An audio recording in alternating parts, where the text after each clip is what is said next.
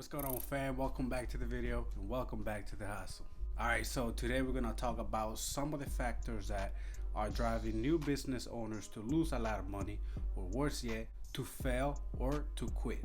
Now, I don't want that. I want nothing but success for you. So let's get right into the video.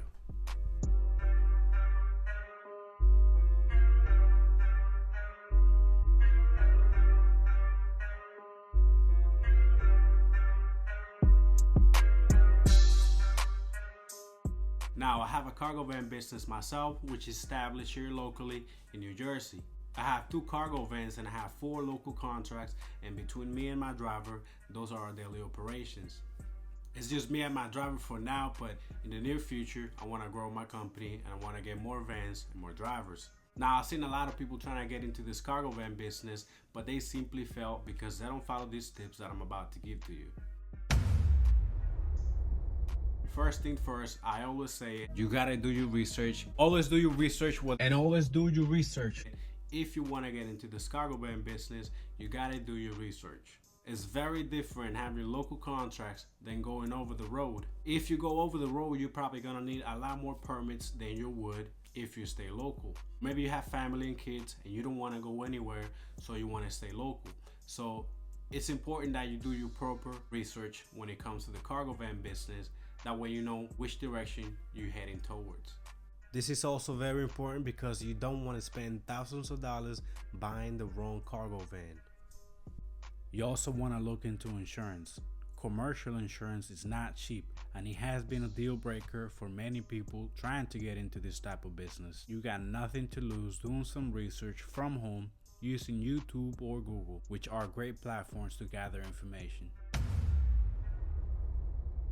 Alright, so coming into this business without a financial plan is wrong. Now, I would put aside at least 3 months worth of income just in case something goes wrong.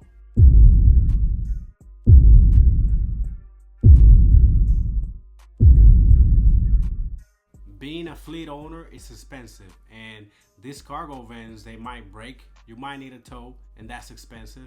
Mechanics are also expensive. If you have to rent a cargo van, that's gonna eat your profits also. And all of that has to be paid out of your pockets. This is happening as you still have to worry about the expenses to run the business on a daily basis, such as fuel, commercial insurance, and drivers if you have any. So you want to have a financial backup plan in case something doesn't go as planned or something happens unexpectedly. Something else I see is also a lot of lack of motivation. Like I said, coming into this business is a lot of work. So you gotta stay motivated, you gotta stay positive. If you don't hear back from a company after you apply, just call them. Find another way to reach them, but don't stop. You have to be motivated, you have to keep working, you have to keep networking. Lack of motivation will result in you missing out on great opportunities. In this business, you gotta work long hours and be as flexible as possible, so there is no time to be wasted. There is no clear path to success, but I know you gotta struggle in order to be successful. And often people get into this business thinking it's easy money for little work, which is not the case. Another reason I see a lot of people failing is because they're not putting safety first.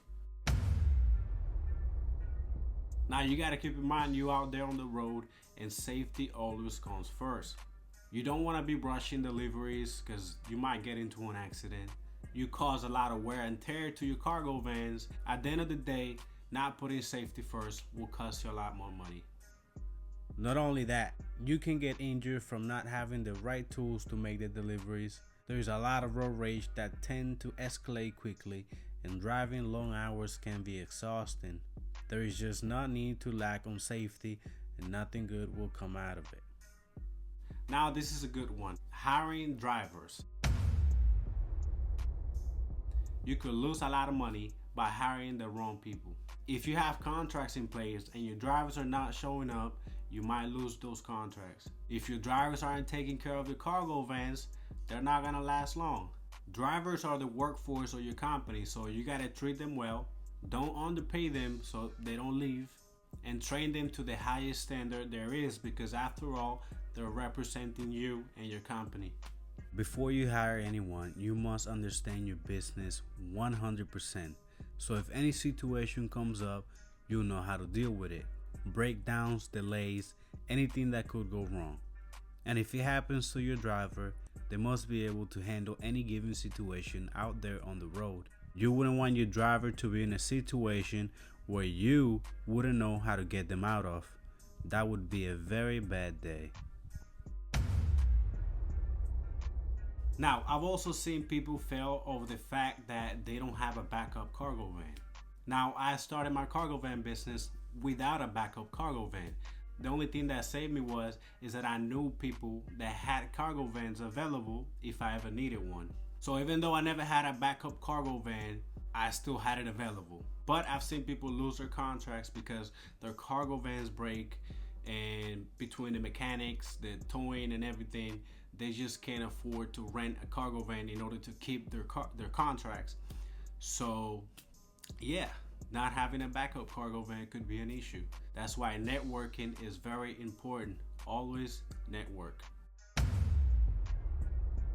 Another reason I see people fail, not enough networking. In this business, you can't do it alone. You need people. You gotta do favors, you gotta be friendly, you gotta have a good reputation of your hard work. Anytime that dispatch offers me a load that nobody wants to take, I take it.